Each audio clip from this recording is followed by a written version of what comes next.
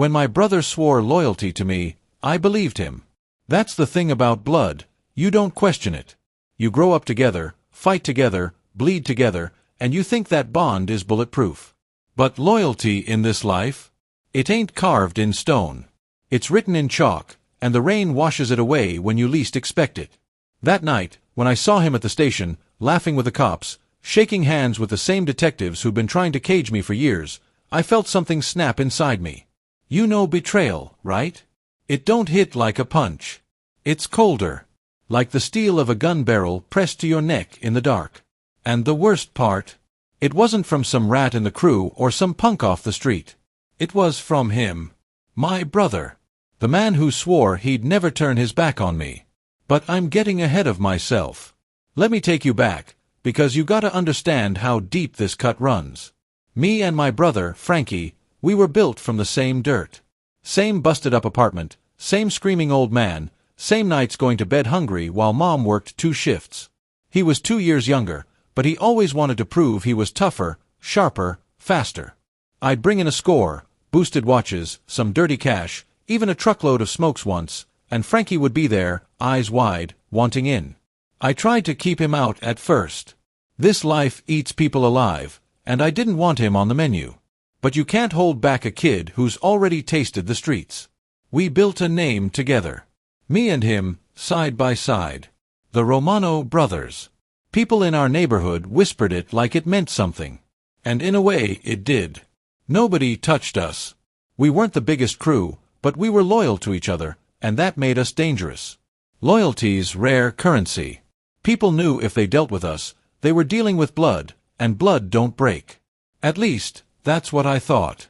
I remember the night Frankie swore it to me. We'd just gotten back from a job, a messy one. Some rich guy's stash house, full of coke and cash. Things went sideways fast. Alarms, neighbors, a guard dog that almost tore Frankie's arm clean off. We barely made it out, laughing through the blood and adrenaline. And back in the car, Frankie looked at me, eyes wild, and said, "I'm with you till the end, Joey. No matter what. We're brothers, ride or die." I believed him.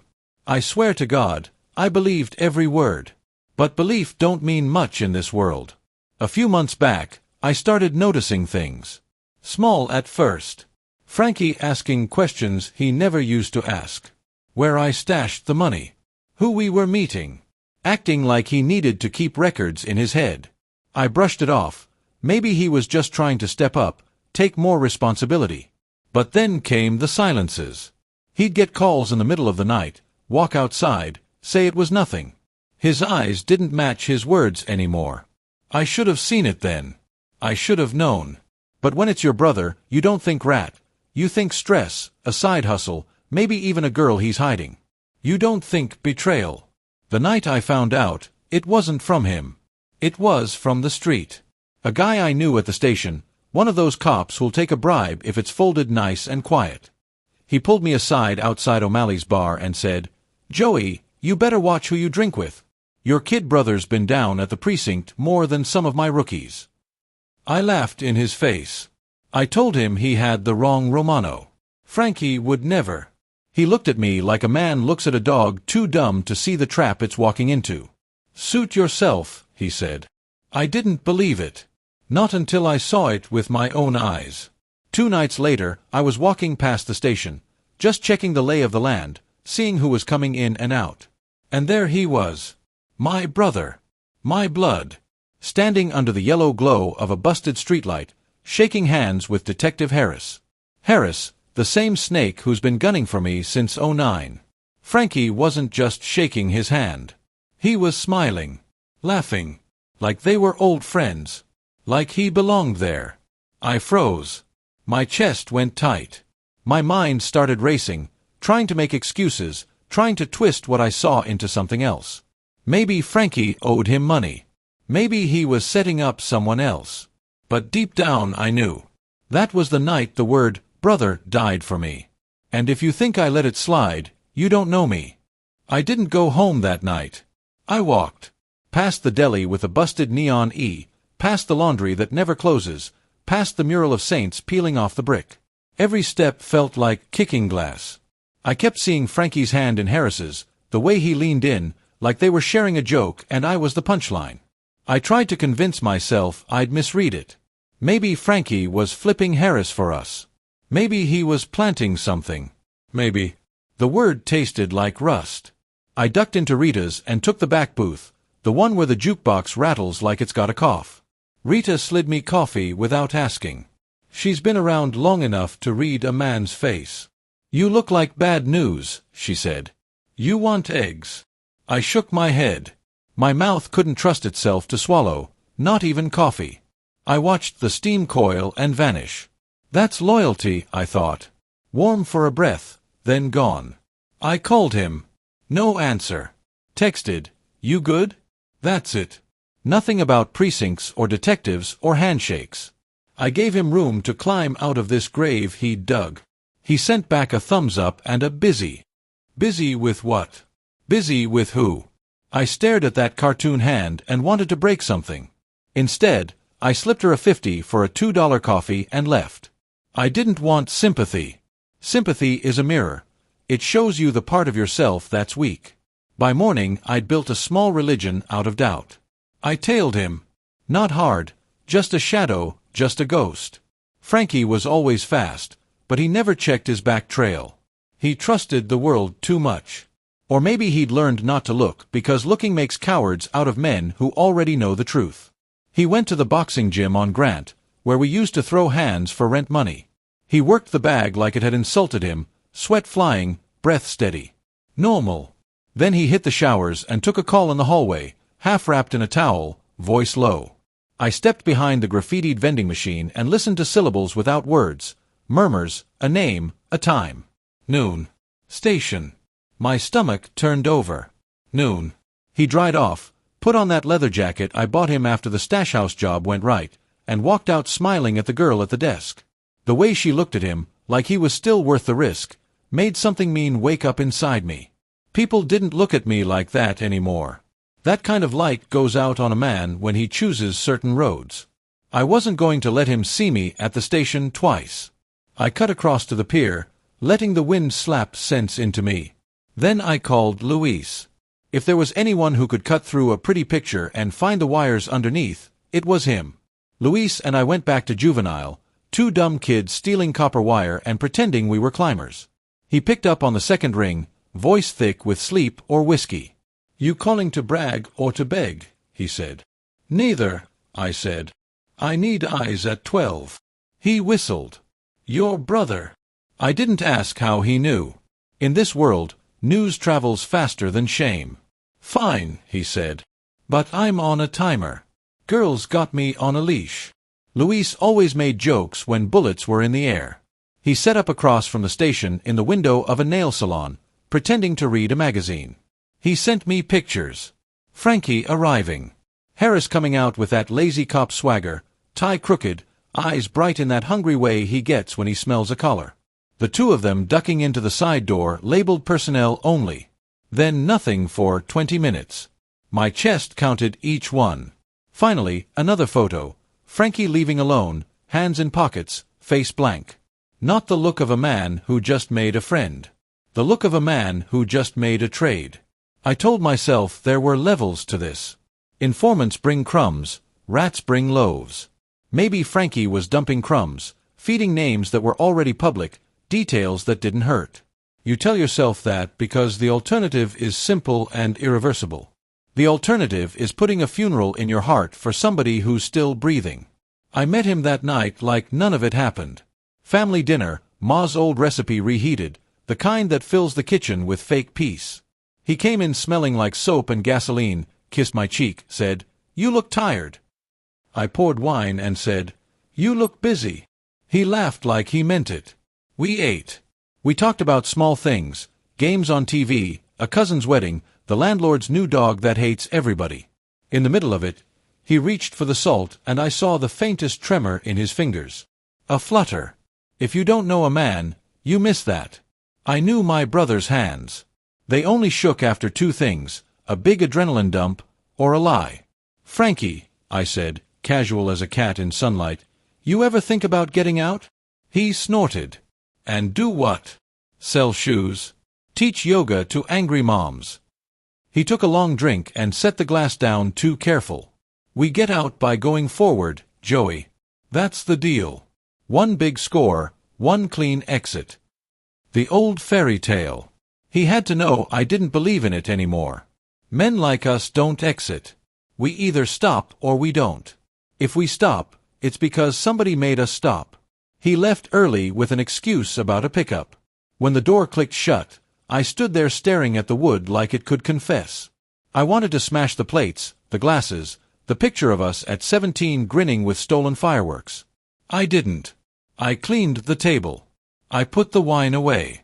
I'm not sure why. Maybe I needed to feel like something in my life could be put back where it belonged. 2 days later, the city woke up to blue lights and the sound of doors coming off hinges. Raids. A dozen of them. Not our places, not our stash, other crews. Guys we didn't like but didn't hate enough to want dead. The news called it coordinated. Harris called it beautiful. I called it a weather report. The storm had started and the wind knew our names. Because when the cops get a taste, they always come back hungry.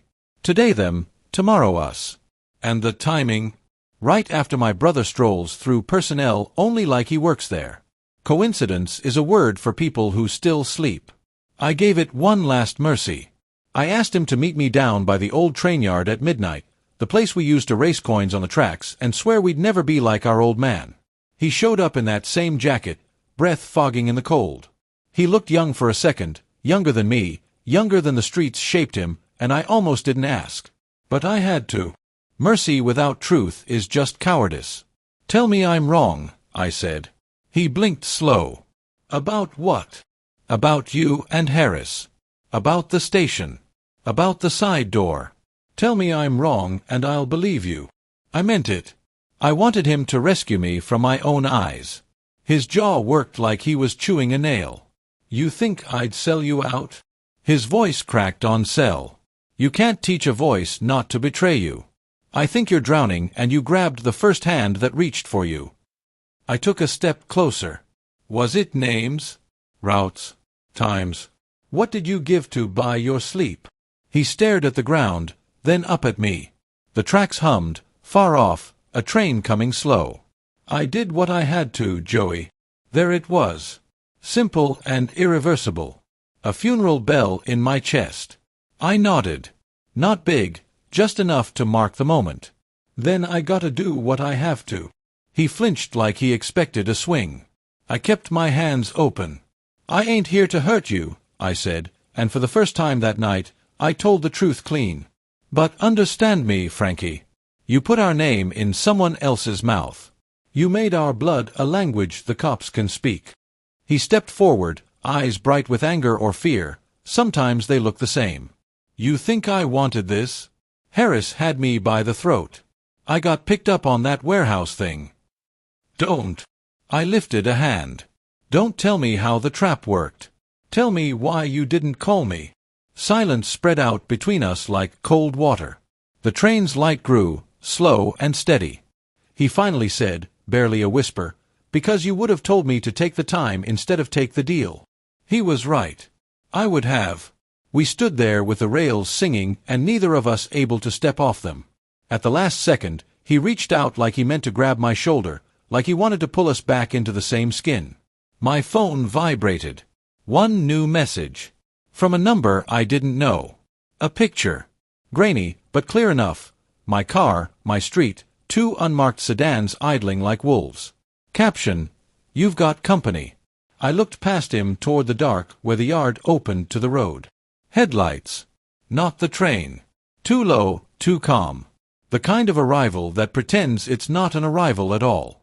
Frankie, I said, voice flat. Who else did you tell? The air between us was sharp enough to slice skin. Frankie didn't answer right away. He just stood there under the yard lights, his breath fogging, his eyes darting to the headlights rolling closer. That silence told me more than words could. My brother wasn't stalling because he didn't understand the question. He was stalling because he didn't want to admit the answer. Don't look at me like that, Joey, he finally muttered. His voice was hoarse, like it had scraped against broken glass. You don't know what it's like. You think you do, but you don't. I took a step toward him. Then tell me what's so bad you'd hand over our bloodline to cops who'd love nothing more than to see us rot. Tell me what was worth selling our name for. He shook his head, running his hand through his hair. It wasn't like that. Harris, he knew things. He came at me with details nobody outside could have known. He had pictures, times, places, stuff only family should have known. He had me boxed in before I even sat down at that station. My chest tightened. Pictures of what? Everything, Frankie spat. The stash house on Greenpoint. The drop with Lupo's crew. The night you put that bat through Russo's windshield. He laid it out like a deck of cards. He knew I was there for all of it. You think I had a choice? He said if I didn't give him something, I'd take the fall for everything. And Joey, he meant everything. 20 years, maybe life. I stared at him, the sound of the approaching cars rolling over the tracks. I could taste the lie mixed with truth. Maybe Harris had dirt, maybe he didn't. But it didn't matter. What mattered was Frankie believed he could bargain with snakes. That's the first lesson we learned as kids. Never make friends with snakes. They don't trade, they swallow. You should have come to me, I said. I'd have handled it. He laughed, bitter and broken. Handled it? How, Joey? You think you can muscle your way out of everything? That works with corner crews, not the law. You'd have told me to shut up, take the heat, do my time like a man. I ain't built like you. I can't rot in a cell waiting for years to pass me by. The headlights grew brighter, sweeping across the rusted boxcars around us. I turned my head just enough to see 3 unmarked sedans easing into the lot, engines humming low. Doors cracked open. Dark silhouettes inside. Cops, no doubt. Harris had finally decided to cash in. You brought them here, I said quietly. To me. Frankie's eyes went wide. No, Joey, it's not like that. I didn't tell them about tonight. I swear to God. I told them you were getting restless, that maybe you'd be out. But I didn't say where or when. You gave them enough, I said. My voice was flat, the kind of calm that only comes after the last straw snaps. Enough to know where to look. He reached for me then, desperate, both hands out like he could physically pull me back into believing him. Joey, I didn't mean to. I slapped his hands away. Meaning don't matter. Intentions don't matter. All that matters is they're here. Because of you. The sedans braked hard, beams washing over us. Doors flung open. Figures spilled out, guns drawn, voices barking commands. Hands where we can see them. Down on the ground. I didn't move. Neither did Frankie. He looked at me, wild, cornered, like a dog that knows the cage is closing. What do we do? He whispered. I almost laughed. He still wanted me to lead, even after dragging me into this pit. My eyes scanned the yard. To the left, rusted cars piled like tombstones. To the right, a chain-link fence topped with barbed wire. Behind us, nothing but tracks stretching into black. Ahead, cops, 10 of them, maybe more, moving in slow, steady. The net was tight. Run, I said. Frankie blinked. What? You heard me. I shoved him toward the shadows of the cars. You wanted to play both sides, now you get to choose one. Run. He hesitated, but survival's stronger than guilt. He bolted, shoes scraping metal as he vanished into the maze of dead trains. The cops split, some chasing, some staying on me. Guns still aimed, shouts sharper now. Hands up, Romano. Don't make this harder. I raised my hands, just enough for them to see. My mind was a machine, turning gears fast. I couldn't outrun them all. Not tonight. But I wasn't about to be cuffed like some rookie. If Frankie thought he was drowning before, he hadn't seen nothing yet. All right. I shouted.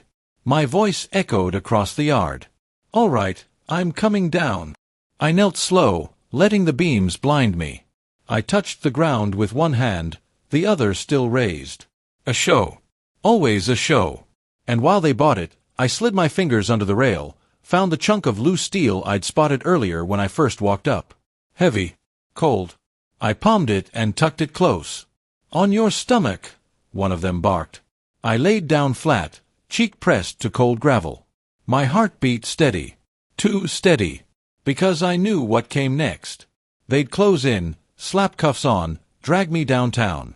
And then what? Harris would smile, Frankie would sweat, and I'd rot. Unless I changed the script. As their boots crunched closer, I thought about the day me and Frankie stole our first wallet. We were just kids, too small for the world we wanted to own. We split the cash, laughed until our ribs hurt, swore we'd always split everything 50-50ths. But now the math was different. Now it was me against him, blood against blood, and the only thing splitting was loyalty. I heard Harris's voice cut through the noise. "Joey Romano. Long time coming." He was enjoying this. I could picture his grin without even seeing it. The man loved his work too much.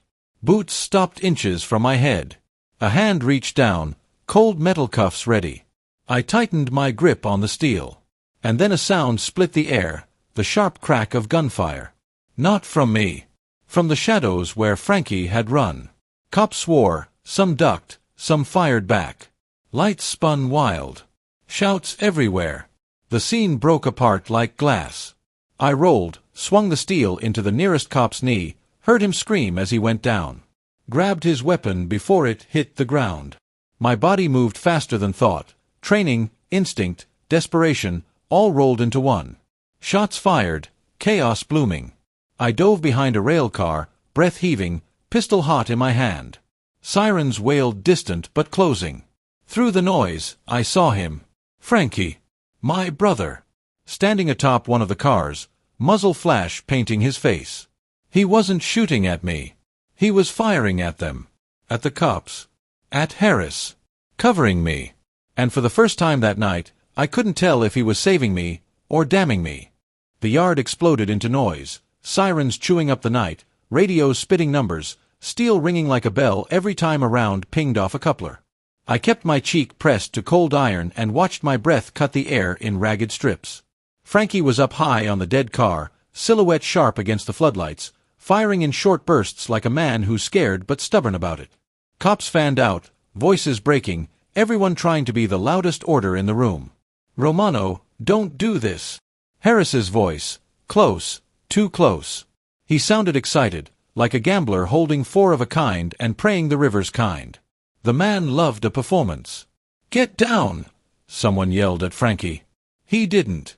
He pivoted, covering me again, round snapping so close to my ear the air felt hot. He was buying me seconds with bullets he couldn't afford. "Frankie!" I shouted, not sure if he could hear me over the city losing its mind. "Move!" He looked my way, just a flick, and that's when the night decided to collect its tax. A shot took him in the shoulder, spun him backward. His gun clattered, bounced, disappeared into the ribs of the car. For a heartbeat he hung there, grabbing at air like a man reaching for a railing that never comes. Then he dropped, not far, but ugly, face first into gravel. My body moved before my head gave permission. I broke from cover, sprinting crooked through light and shadow. Somebody fired at me, somebody else screamed, "Hold your fire!" And for once the second somebody won. I reached Frankie, flipped him, shoved my hand against the wound. Warmth flooded my palm. His face was gray and young at the same time. "Joey," he gasped.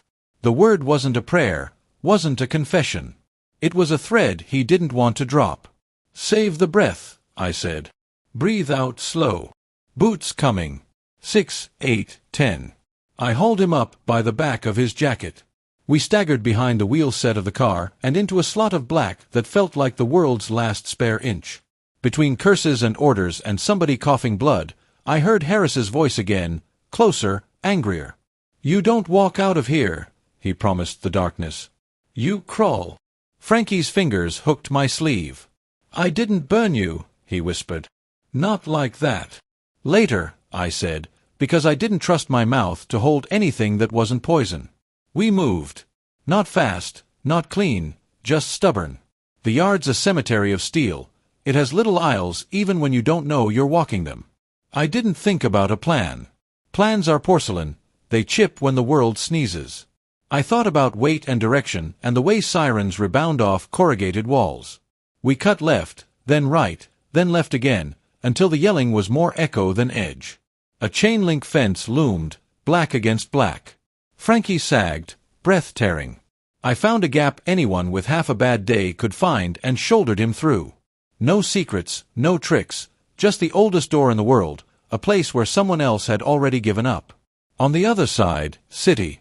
Real night. The kind that smells like fryer grease and wet cardboard and the thousand small sins that keep a place alive. We kept to the shadow of a warehouse and collapsed behind a stack of pallets. I pressed my sweatshirt against his shoulder again. He hissed, then went quiet. Too quiet. Stay with me, I said. I told my hands to stop shaking and they didn't listen. He blinked slow. You remember the first guy who called us the Romano brothers like it meant something? His voice had gone thin, edges fraying. Gino with the tattoo lip, I said. He was missing a tooth and still whistled like a kettle. Frankie smiled with half a mouth. He's dead. Most of them are. We breathed together, the way we used to before a fight. Counting, settling, pretending we could slow time if we just inhaled properly. Somewhere behind us the yard kept screaming. Somewhere in front of us a train moaned like it regretted being born. You gotta know, Joey, he said, eyes finding mine and holding. Harris came at me wrong. He knew things he shouldn't. He knew about Ma's hospital bill from 3 years back, the one we paid in cash so her pride could keep breathing. He knew the color of the paint we used to cover blood under the stairs at Greenpoint. He knew the ledger. My neck went cold. What ledger? He winced. The one you kept like you swore you'd never keep. Days, routes, names that were nicknames until you wrote them down and made them names. I told you to burn it. I did burn it. Then how'd he have pages? The air got tighter. Either Harris was magic, or someone had made copies, or the universe had formed letters out of spite. The ledger was my sin, the one I justified as memory insurance and hated myself for every time I hit it. But even my sins didn't make paper by themselves. Who touched it? I said. Besides me. Frankie's eyes drifted, then snapped back. Luis was there the night you moved it. A picture from the nail salon flashed in my head. Luis reading Modern Nails, like it paid his rent, sending me photos of my brother and a snake. He'd sounded amused. He's always amused when the room smells like gasoline. A bitter taste filled my mouth. You telling me Luis is feeding Harris? I'm telling you Harris knew things like he's got teeth in our walls, Frankie said. And Luis laughs like a man who knows jokes we don't. My phone buzzed again, the same blocked number as before. No name, no warmth. I thumbed it open. Another picture. This time it was Frankie and me on these very pallets, two shadows holding each other up. Angle high. Grainy. Caption, you're almost out of clock. I showed him. He swallowed hard. We're cooked. Not yet, I lied. Then I called the number. A woman picked up. Voice clean, clipped, made of glass. Joey, you got a name? I asked. You can call me Mara. You the one who likes taking pictures I didn't pose for? I'm the one trying to keep you from dying stupid. Paper rustled on her end. Sirens leaked through, not loud, like she was 3 blocks away and smiling at it. You want to live, you come to me. You want to die, keep improvising. What do you want? Same thing as you, Harris down. The file to do it is where he thinks no one will look. She paused. Locker. Union Station. 3rd row, 12 from the left. Code you already know. I almost laughed. We talking riddles now? I'm bleeding time and you're giving me poetry. You know the code, she repeated. Because you made it. I ended the call before she could make me feel owned. Frankie watched me, pupils wide. What code? I stared at the dark. Union Station was a ruin with a pretty face, all tile and ghosts and no trains, just commuters pretending history is a place you can stand. 3rd row, 12 from the left. A code I made. My mind ran its fingers through old numbers. Birthdays, address halves, that old bet we made to memorize Ma's lottery picks. Then it dropped into place like a round in a chamber. 1123. Our house number.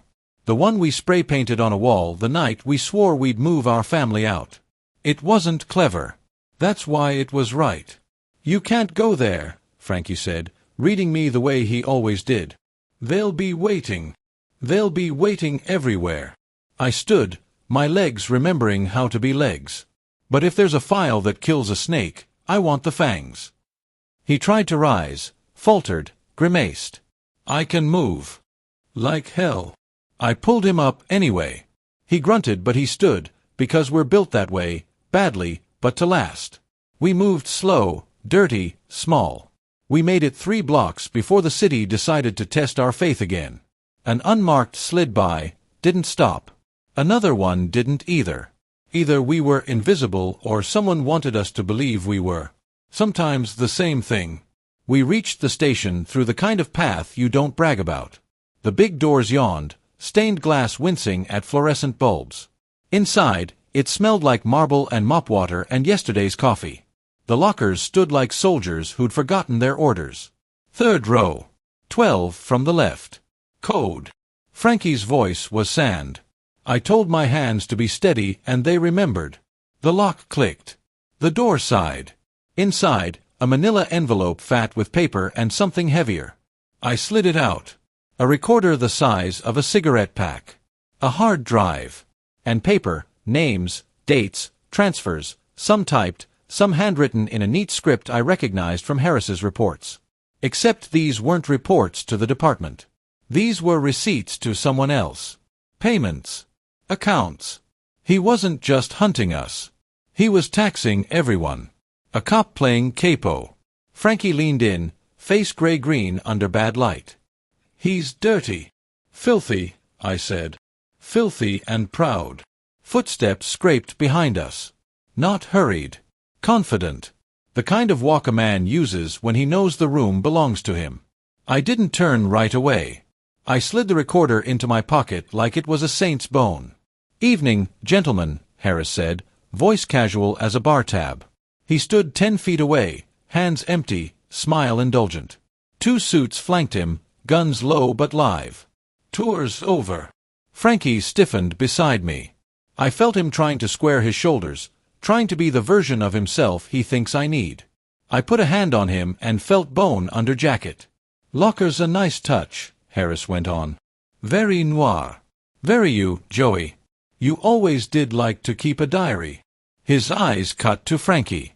And you, how's the shoulder? Hurts like the truth, doesn't it?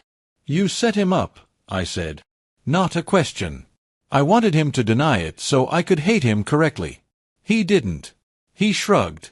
Your brother came to me with a conscience and a problem. I gave him both solutions. That's called public-private partnership. He smiled wider, showing the wolf. Now hand me my property. I could feel the recorder, square and certain in my pocket. I could feel the weight of all the times I'd chosen blood over sense. I could feel my brother sway next to me, about to fall and trying not to. I'll make you a deal, Harris said softly, like he was wooing us. You give me that package, and I let the ambulance through for your kid here. He gets a surgeon, you get a lawyer, everybody gets sleep. Or we can do it the hard way. There's always the hard way. In my ear, a whisper that wasn't a whisper, the phone vibrating once. A new message. From Mara. 3 words, don't trade anything. I looked at Harris. Then at Frankie. Then at the envelope, fat with our future. My heart was a fist. My head was a judge. I've never been good at choosing between them. Joey, Frankie whispered. Please. I took a step forward, the envelope in my hand like a white flag or a blade, depending how you hold it. And then I smiled in a way even I didn't recognize. You want it. I said to Harris, voice easy as a lie. Come and get it. Harris didn't blink. He smiled like a man being handed a dessert menu and stepped forward with his palms open, all reasonable. The suits drifted a step wider, guns low, fingertips flexing. Frankie leaned against the lockers, breath hitching, eyes trying to stay open and failing at it. I held the envelope out where the light made it glow. With my other hand, I thumbed the recorder in my pocket until I felt the raised ridge. Play. It buzzed once like a tiny wasp, and somewhere behind Harris something crackled. The old ceiling speakers coughed. One of those relic PA stations never remove because you never know when you'll need to tell a crowd the world's ending. Harris heard it, too. His smile faltered a thread. "Joey," he said softly, "don't be clever." "Born this way," I said, and with the same breath I yanked the nearest fire pull. The station inhaled and then screamed. Alarms tore the air. Sprinklers thunked awake and spat cold needles from cracked roses. Lights strobed. People shouted from far halls. The suits flinched, just enough. I threw the envelope past Harris's ear like a fastball. His eyes chased it on instinct. The nearest suit went for it, both hands, like a kid under a broken piñata. I went the other way. I grabbed Frankie by the back of his jacket and shoved him into the space between the locker banks. He stumbled, swore, kept moving. Behind us, the ceiling speakers gargled, and a voice came out. Harris's voice. Flat, businesslike, recorded clean. 7 from Lupo's, 5 from Russo, 3 from the Koreans. "You want me to keep the dogs off your porch? You pay the dog catcher." That's civic engagement. The suits froze. For a heartbeat, they weren't men with guns. They were men with ears. Harris's face went winter white, then wildfire red. "Kill that," he snapped to no one in particular, and that told me everything. I didn't need to see his eyes to know they were wide with a special kind of fear, the kind a righteous man never learns. We ducked a steel door marked maintenance, authorized personnel only, which has always sounded to me like dare accepted. The handle didn't give. I hit it with my shoulder and saw stars. Frankie was sagging, blood turning the sprinkler water pink on the tile. My phone buzzed in my teeth. Mara, 1948. Second message before I finished reading the first. Left hinge loose. Kick there. I planted my heel in the rust where the screws had been half-hearted for a decade. The hinge screamed and gave. We fell through into a throat of concrete that smelled like old rain and older secrets. The door banged back on its bent hinge, and the alarm got quieter by a fraction. The maintenance corridor ran left and right, lit by bulbs that tried and failed to hide their age. "Which way?" Frankie asked, voice a smear. "Down," I said, "because down is where men like us live." We ran crooked, water chasing us like we owed it rent. The recorder kept talking in the hall outside as the PA blasted Harris's greatest hits, him naming numbers, naming times, naming a judge he'd educated. Every word was a match, and the locker room was dry kindling. If those suits were company men with souls left, they'd heard the fire start. "Hold up," I told Frankie, easing him against a cinder block. I ripped my belt off and cinched his arm above the wound. He hissed through his teeth and then nodded, tiny, grateful, like a kid getting a splinter pulled. "Did you stage that?" he asked. "The PA. Magic trick," I said, not admitting I'd had help. "Audience participation." "From who?" "Lady with a glass voice." He laughed once, almost choked. "You picking up angels now? I'll take devils if they hate the same man." We pushed on. The corridor narrowed and widened like it couldn't decide what it wanted to be.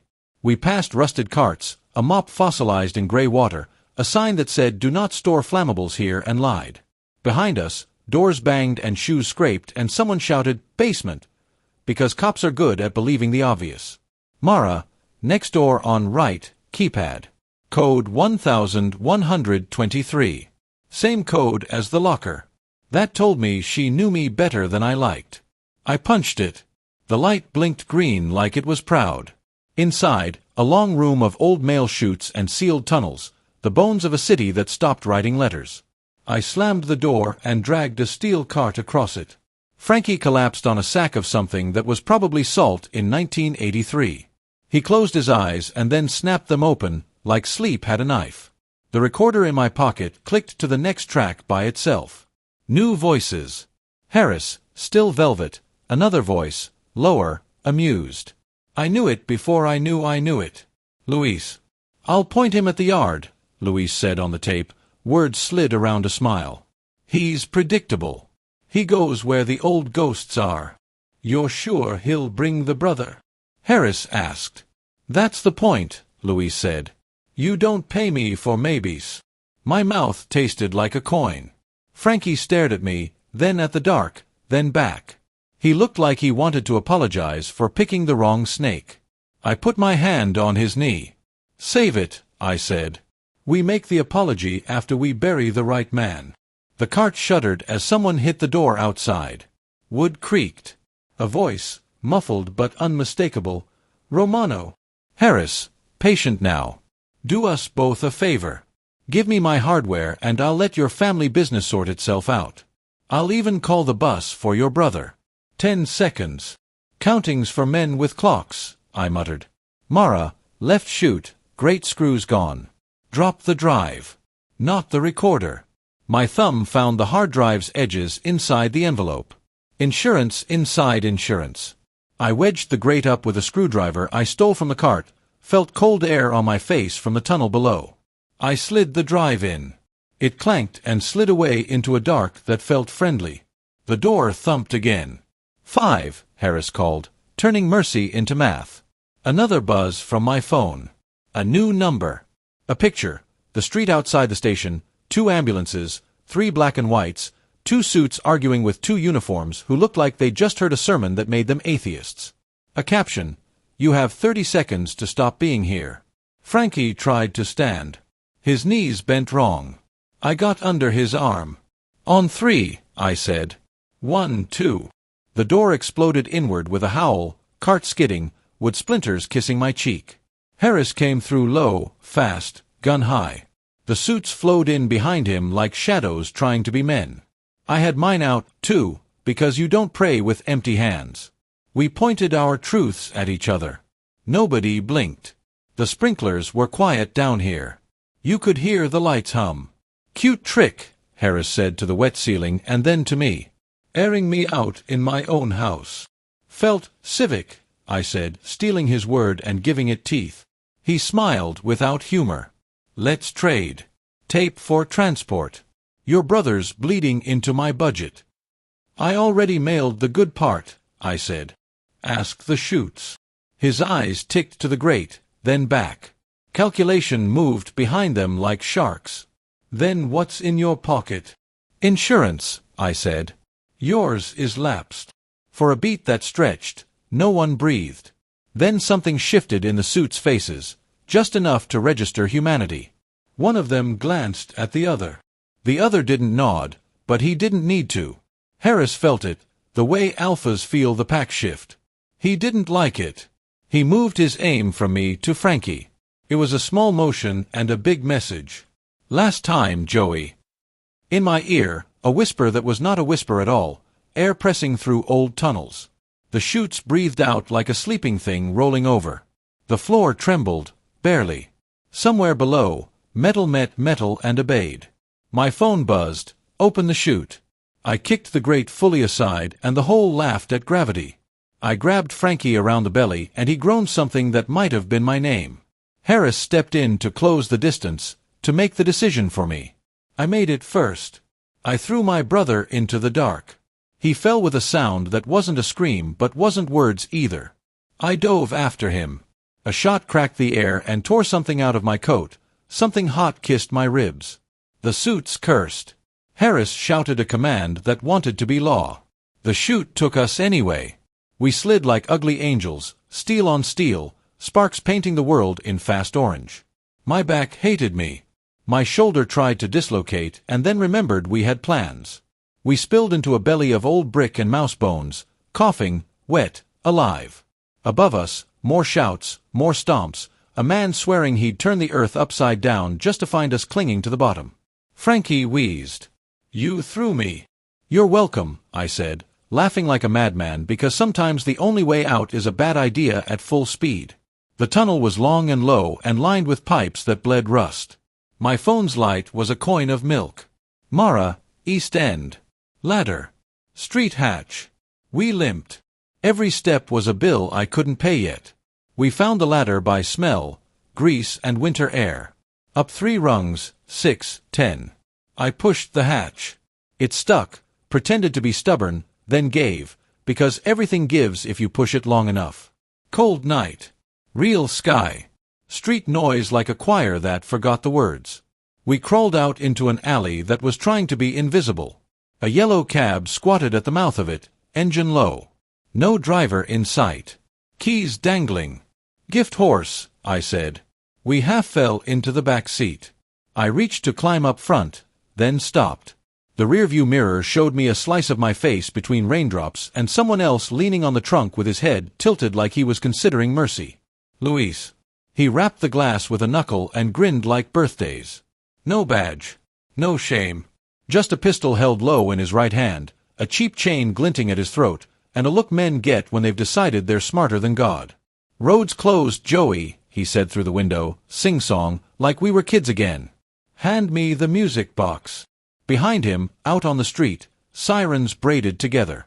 Somewhere under us, the station kept confessing in Harris's own voice. Frankie's blood warmed the seat and my palm and every decision I'd ever made. Come on, Luis said, cocking his head. We're all friends here. Rain hissed on the cab roof like frying oil. Luis tapped the glass again with the barrel, 3 easy knocks, grinning like he was greeting an old friend instead of boxing me in. Frankie slumped against the seat, pale, lips the color of cigarette ash. His eyes fluttered but didn't close, stubborn, like he'd trained them to keep watch even while his body was failing. The cab smelled of vinyl, blood, and gasoline, the trinity of bad nights. Pop the lock, Joey, Luis sang, drawing out the vowels. Slide that pretty recorder across. Harris don't get to keep his crown, but you don't get to keep the jewels, either. Fair trade. I stared at him through the fogged glass. Funny, I said. You used to talk about fair like it was poison. He chuckled. Fair's just another hustle. You know that. Everyone takes their cut. I'm just here for mine. His pistol lifted, lazy, aimed not at me but at Frankie through the window. Don't make me hurry. I'd hate to mess up the reunion tour. Frankie coughed, a wet bark that left red on his teeth. Shoot me, then. At least it'll shut you up. Luis laughed so hard he slapped the roof. That's the spirit. Still got bite left, even half dead. Respect. I slid across the seat, pulling Frankie's weight with me, my mind running through every angle like dice clattering across a table. Outgun him. Not here, not with Frankie bleeding. Run. Street was alive with sirens. Negotiate. That meant trusting a man who thought Judas was an entrepreneur. Why Harris? I asked, stalling. Why sell us out to a badge when you could have taken the throne yourself? Luis smirked. Because thrones are heavy. I like moving light. Harris does the paperwork, I skim the cream. It's efficient. His eyes narrowed. Stop buying time. Hand it over. My phone buzzed against my thigh. No name. A single line. Stall 30 seconds. I looked back at Luis, cocked my head. Thing is, this tape? It's not a jewel. It's a live wire. Touch it wrong, it burns through your hand. Let me worry about my hands. His smile didn't move, but his gun shifted, closer. Now. Frankie stirred. His voice was a rasp. Joey, don't. And then the alley lit up with blue-white glare. Headlights. A panel van slid in from the street, brakes whining, blocking the mouth of the alley like a cork in a bottle. Doors slammed open. Figures in black spilled out. 3, 4, 5. Not cops. Too quick. Too quiet. Private army. Luis didn't flinch. He just grinned wider. Right on time. He swung the door open and stepped back, pistol steady. Gentlemen, our guest brought dessert. One of the figures strode closer, visor down, rifle angled like a question mark. A woman's voice, sharp through a modulator. Romano. Step out. Mara, I guessed aloud.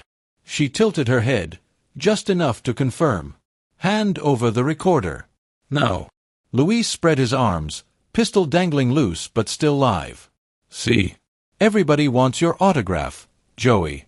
You should feel flattered. I kept my hand in my jacket pocket, thumb brushing the recorder's edge. My heartbeat was a drumline. Mara's crew fanned out, rifles like steel branches. Luis lingered by the trunk, casual, but I saw his eyes, calculating where to shoot first if the air turned lead. "Why not just take it?" I asked her. "Why the show?" "Because you don't play fair unless someone makes you," she said. "And because I needed you to see him standing with us." Her chin flicked at Luis.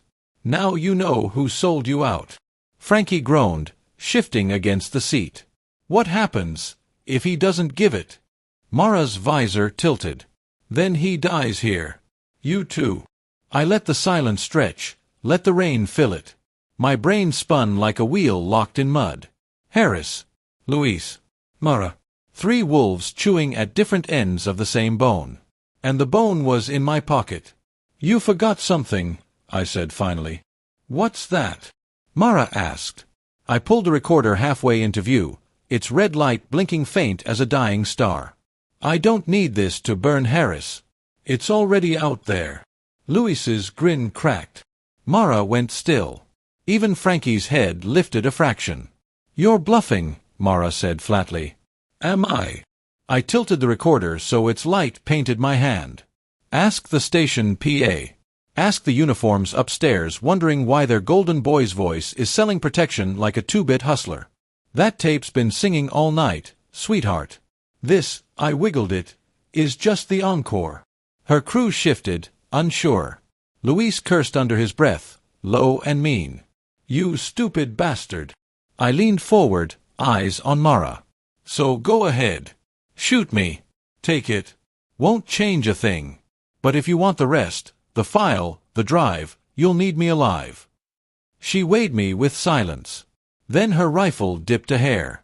"Where?" I smiled, though my teeth ached. "Insurance. Not here. Not with me. Somewhere safe." Luis snarled. "He's lying. I checked him." "Yeah." I shot back. "Then how come Harris's face is already in freefall?" The alley pulsed with sirens closer now, the kind that belonged to cops with questions and not patience. Mara hissed a curse, motioned to her crew. "We're done. Move."